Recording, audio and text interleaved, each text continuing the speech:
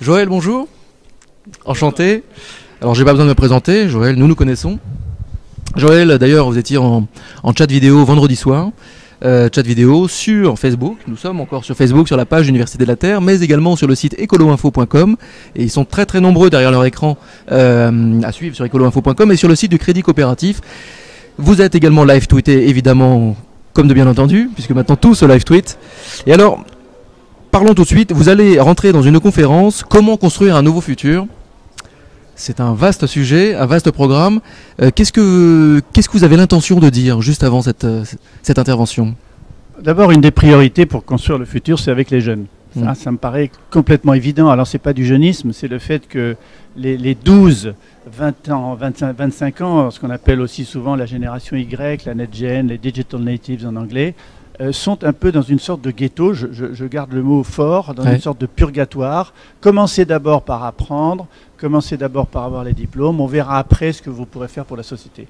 C'est le langage des politiques, c'est le langage des personnes âgées qui ont du pouvoir, qui mettent des barrières le plus longtemps possible pour éviter qu'on vienne leur piquer leur place. Je suis un peu de provoque. Donc moi je suis pour trouver tous les moyens possibles pour intégrer la génération de ce que je viens de dire à la création, à l'invention, à l'innovation, à la participation, beaucoup plus qu'elles le font aujourd'hui. Pensez-vous que l'homme aura une place dans le futur que l'on se construit? Est-ce que l'homme reste au cœur de nos préoccupations? Est-ce que l'homme reste il faut se méfier de l'hypertechnologie. On dit que je suis un technologue, c'est vrai, mais je suis un technologue humaniste. Ce qui m'intéresse, c'est pas la technologie pour la technologie, c'est la technologie pour l'humain. Qu'est-ce qu'on en fait? Je ne crois pas à la technologie qui n'est pas rappropriée par la société. Et ça, je vais en parler aussi évidemment tout à l'heure. Quand je lance des grands mots comme le symbionet, c'est-à-dire le web symbiotique, où on sera connecté par son corps avec l'environnement immédiat de l'Internet, qui nous reconnaîtra notre visage, nos mouvements, nos gestes, grâce à des puces informatiques dans les murs. C'est le web symbiotique, ça paraît effroyable, mais la seule chose qui m'intéresse, c'est comment ça va aider les personnes handicapées, comment ça va aider l'éducation, comment ça va rapprocher les gens, créer du lien social. C'est ça qui m'intéresse, donc je vais en parler aussi. Le futur ne va pas se construire à grands coups de technologie.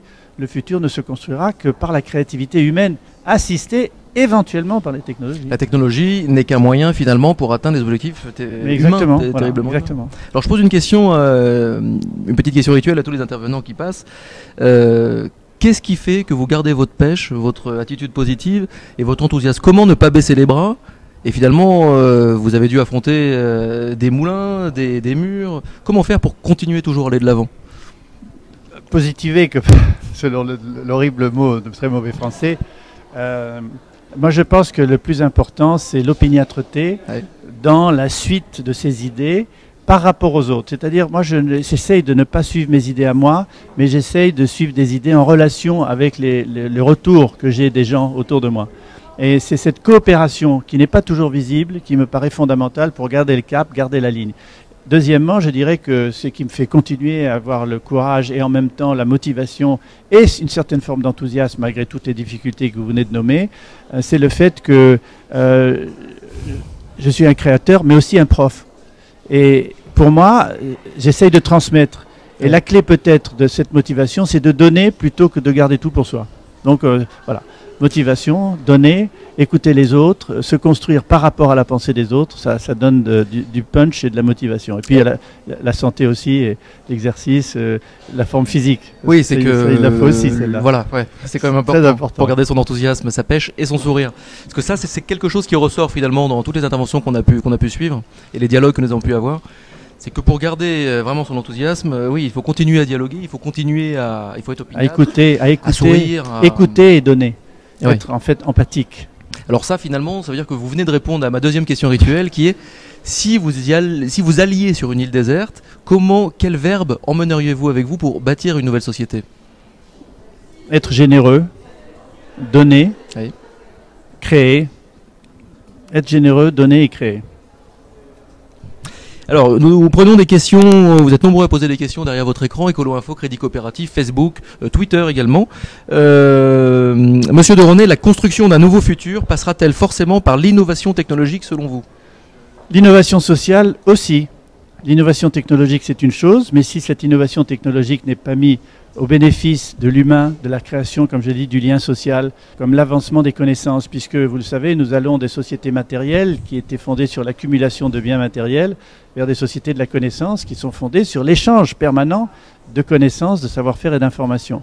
Donc en allant vers ce type de société, la clé de la participation, comme je le disais, c'est la création et c'est le moyen de faire ensemble, qu'on puisse construire ensemble ce futur et pas seulement en bénéficier et en profiter individuellement et égoïstement. Ouais. Mais là, on sent une peur d'ailleurs, une peur peut-être des nouvelles technologies du futur. Alors derrière, on parle aussi de la robotisation. Une question de Myriam, Monsieur de René, dans la société du futur, faudra-t-il selon vous se reposer sur la robotisation à outrance, comme on le voit bien dans des œuvres de science-fiction, ou pas? C'est vrai qu'on le voit à Fukushima par exemple, l'importance maintenant des robots.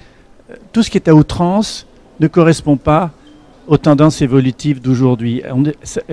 L'outrance nous en écarte. Outrance d'Internet nous en écarte. Outrance des robots nous en écarte. Outrance des écrans de télévision nous en écarte. La difficulté de construire le futur, c'est de construire une harmonie, un équilibre entre la télévision, Internet, la robotique, et toujours avec présent à l'esprit qu'est-ce que ça apporte à l'homme et à l'évolution de l'humanité. Donc oui, méfions-nous de la technologie, sachons nous débrancher quand il le faut, sachons utiliser avec parcimonie. J'ai un mot que j'avais utilisé pour la diététique alimentaire, j'ai écrit pas mal de livres sur l'alimentation et le style de vie, dont la malbouffe, il y a déjà pas mal de temps, et je dis qu'il faut aussi une diététique de l'information. La diététique de l'information, c'est de savoir choisir les informations qui sont pertinentes pour ce que l'on veut faire pour soi et la société dans laquelle on vit. Mais comment faire en sorte, parce qu'on s'aperçoit bien que il y a eu un grand constat, évidemment, la planète ne va effectivement pas bien, nous sommes en plein bouleversement, à la fois climatique, à la fois humain, enfin à tous les niveaux, économiques bien sûr. Comment faire pour accompagner peut-être les gens à renouer avec un certain enthousiasme? Comment faire pour peut-être aider les médias à braquer le projecteur sur ce qui va bien et non pas seulement sur les trains qui n'arrivent pas à l'heure? Comment faire pour changer de paradigme? On a l'impression qu'en France, particulièrement en France, c'est compliqué. Il y a un mot pour moi, c'est la responsabilisation. Ne faisons pas 100% confiance aux politiques, ne faisons pas 100% confiance aux élites, ne faisons pas confiance aux lobbies, aux grands lobbies des monopoles industriels et des multinationales. Entre les multinationales, les politiques, le système élitiste et le système de la vieille politique du 19e siècle, essayons de faire en sorte que nous nous responsabilisons les uns face aux autres avec les outils modernes de la civilisation du numérique pour ensemble créer une société nouvelle, pas fondamentalement nouvelle, parce qu'elle est quand même fondée sur les rapports humains, mais une société qui tienne plus compte des libertés, du partage, de la générosité, de la créativité, comme je l'ai dit. Donc voilà, un des secrets, c'est re-responsabiliser les gens. Ouais. C'est pas ce que fait la politique traditionnelle actuellement, qui est fondée sur des égos très forts et un système pyramidal de gestion de l'exécutif vers les gens passifs. Et on a vu ce week-end beaucoup de projets qui sont galvanisants et vraiment enthousiasmants, mais des projets qui reposent également sur du bon sens avant tout, et du bon sens, j'allais dire du bon sens paysan, mais probablement du bon sens de nos ancêtres, de nos grands-parents. C'est-à-dire qu'on a l'impression qu'en ce moment, beaucoup de gens mettent pause dans leur quotidien en surchauffe, regardent derrière et s'aperçoivent que nos ancêtres fonctionnaient très bien sur certains aspects et donc adaptent quelques petites choses. Et là, je pense aux coopératives, je pense à l'esprit de solidarité, aussi à l'esprit de voisinage. J'aime bien le terme de pause. Il faut mettre sur pause, mais aussi il faut appuyer sur le bouton reset. Oui. Parce que ça nous force à reconfigurer complètement notre logiciel interne, intellectuel, par rapport aux outils techniques que nous utilisons. Et en ce moment, il y a beaucoup de gens qui appuient sur le bouton reset. On le voit avec l'utilisation des réseaux sociaux pour se collecter, se mettre ensemble, pour changer des sociétés entières. On le vit en ce moment. Donc pause, oui. Reset. D'ailleurs, Piaget l'a très bien dit, le grand psychologue de l'éducation. Il a dit, il ne suffit pas d'accumuler en permanence de l'information, il faut aussi savoir gérer ce que l'on sait déjà, et surtout, il faut des pauses, parce que sans pause, on ne peut pas contextualiser ce que l'on a appris. Ouais. Donc, contextualisation, pause, reset, c'est des éléments qui viennent de l'informatique, mais qui sont extrêmement importants pour mieux gérer nos vies. Un dernier mot, une dernière question. Là, on va reparler de surf, mais en même temps... Alors oui, tiens, ça c'est une question. Comment est-ce qu'on doit vous présenter ? Parce que vous êtes président de Biotics International, vous êtes biologiste, vous êtes scientifique, vous êtes conseiller. Avant tout, un scientifique, un docteur en sciences, un écrivain scientifique. D'accord. Pionnier. Est-ce que si on vous range dans la case pionnier ? Moi, je veux bien. Aventurier. Peut-être aventurier de la connaissance, pourquoi pas. Mais enfin, je suis d'abord un prospectiviste, un écrivain scientifique et un manager de la science, puisque dans tous les organismes où je suis passé, j'ai managé la communication ou la recherche. Donc, mais je suis un surfeur, ça c'est sûr. Un surfeur dans l'eau, bien entendu, qui est une passion, une véritable passion, et j'espère surfer le plus tard possible. Et un surfeur sur les réseaux. Ouais. Donc je suis un surfeur du numérique et un surfeur aquatique. Et un des premiers à chaque fois. Et à chaque fois, ça se marie très bien pour moi parce que quand je surfe, ça me permet de réfléchir. Et quand je surfe sur Internet, ça me permet d'accumuler de l'information et de donner du sens à ma vie et à la vie des autres. Parce que comme je l'ai dit, pour moi, l'important, c'est de donner, c'est pas de tout garder pour moi. Ça sert à rien de tout enfermer dans ma tête. La viralisation de l'enthousiasme, la pollinisation positive qu'on a abordé pas mal ce week-end et qui donne vraiment un bon coup de fraîcheur. Donc cette question, vous êtes l'un des pionniers du surf en France. Je crois que vous êtes la deuxième carte du Waikiki Surf voilà, Club que j'ai créé en 57. Pensez-vous que les nouvelles technologies doivent forcément s'insérer dans les pratiques sportives? N'y a-t-il pas un danger à cela? Non, pas du tout. D'abord, il n'y aurait pas de sport moderne, de sport de glisse sans les nouvelles technologies, des nouveaux matériaux. Qu'est-ce que serait le surf sans la fibre de carbone, sans le polyester? Qu'est-ce que serait le tennis sans les nouvelles raquettes en plastique? Qu'est-ce que serait le ski sans les skis paraboliques ou les casques ou les tenues de glisse? Enfin, tout est fait d'une chimie moderne et donc de nouvelles technologies.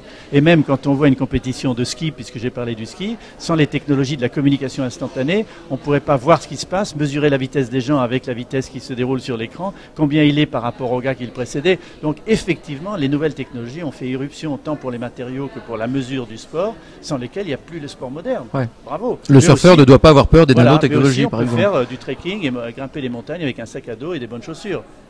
Mais avec un GPS, peut-être pour revoir ce qu'on a fait après sur Google Earth. Pour le revivre. Retracer ce que l'on a fait. Toute dernière question, et puis après je vous laisse, parce que vous devez quand même aller vous préparer pour votre Absolument. conférence. Monsieur Deroné, comment rétablir réellement la liberté et l'égalité d'entreprendre? Ne devrions-nous pas revoir l'ensemble des schémas qui sont malheureusement trop souvent les mêmes, car l'ascenseur social marche à l'envers? Absolument, il y a le reset, réinventer l'avenir, c'est ce qu'on va dire tout à l'heure. Il faut recréer des égalités entre les gens. Les inégalités entre les hyper riches et les hyper pauvres sont beaucoup trop grandes. Les inégalités de pouvoir entre les élites dirigeantes qui sont issues du monde politique sont beaucoup trop grandes avec les petites gens, comme on dit, les gens normaux. Et grâce au réseau et à la société du numérique qui est en train de s'installer, ce n'est pas que ça qui va nous permettre de changer de société, mais c'est un catalyseur essentiel dont il faut qu'on tienne compte. Et c'est pourquoi je tiens tellement, et c'est ce que j'ai dit au début, à la culture numérique de la génération montante. Elle peut beaucoup nous apprendre pour mieux construire le futur. Tout à fait. Merci Monsieur Deroné, merci Joël. Et puis à très bientôt, la prochaine fois. Je crois que je vous croise à chaque initiative de Web TV. Avec plaisir. Merci Joël. Bonne conférence. Merci.